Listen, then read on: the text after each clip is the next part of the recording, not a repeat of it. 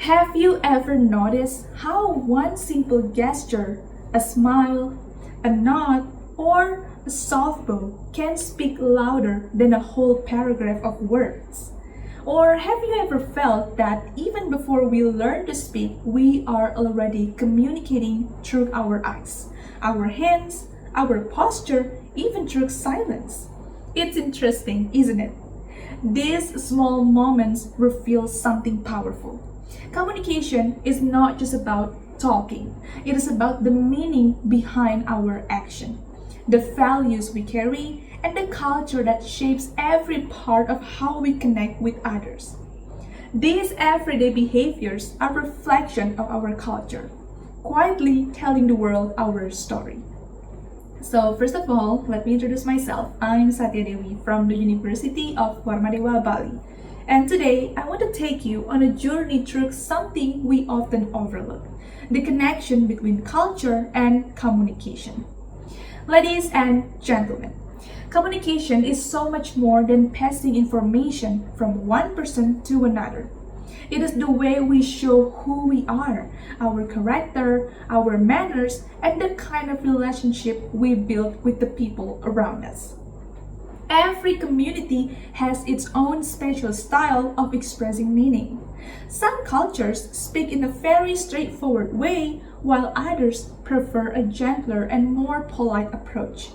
In some places, making eye contact shows confidence, while in others, looking down is a sign of deep respect.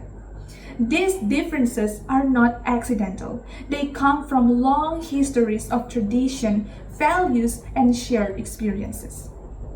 Now, let's begin by observing Balinese culture, something that is deeply familiar to all of us, especially to me because I live in Bali. Here, communication often goes beyond spoken language. Take the sembah, for example, the gesture of pressing our palms together and gently bowing. Through this simple movement, we express respect, gratitude, politeness, and a sense of connection. Even without saying anything, the meaning is instantly understood. This single gesture reflects the core values we hold dear: humility and harmony. Now, another meaningful example is Menyama Braya. The Balinese believe that we are all family. We see this value come alive through gotong royong, helping our neighbors and working together during ceremonies.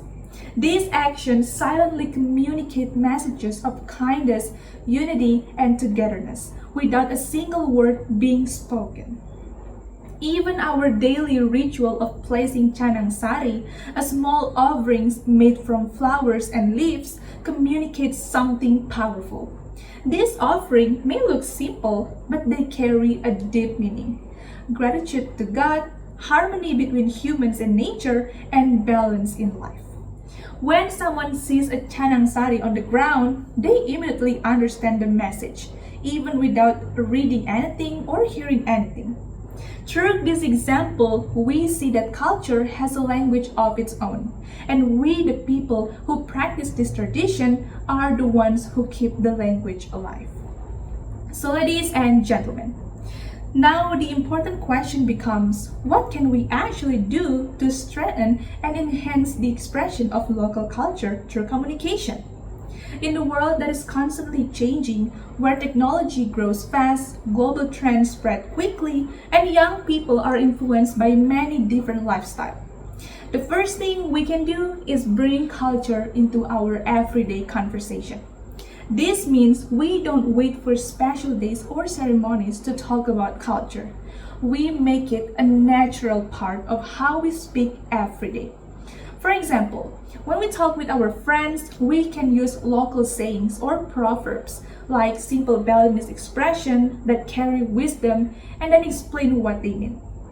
When someone is worried, we might say something our parents or grandparents often say and tell the story behind it.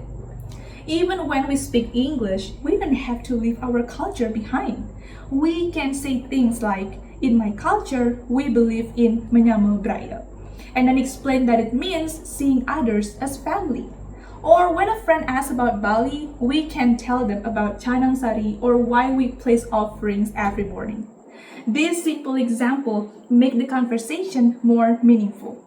Small habits like this make people curious about our heritage, open the door for deeper discussion, and help others see that our local values are not just tradition, but living ideas that guide how we think, feel, act, and communicate every day.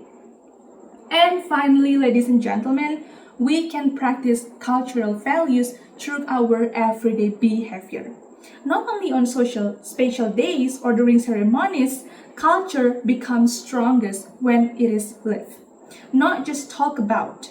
Simple actions such as speaking politely to others, greeting elders with respect, or offering help without being asked all communicate the values we grew up with.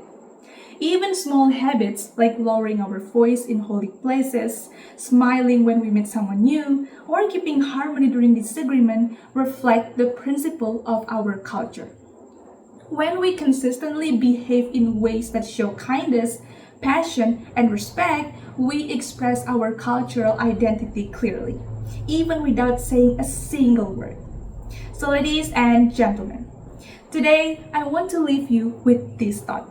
If we do not express our culture, who will? If we do not communicate our values, how will the world understand who we are? Culture survives not because it is written in the book, but because it is practiced, spoken, shared, and communicated by people who care about it. Let us communicate with purpose. Let us express not only our thoughts, but the culture that shapes us. So that's all from me. Thank you.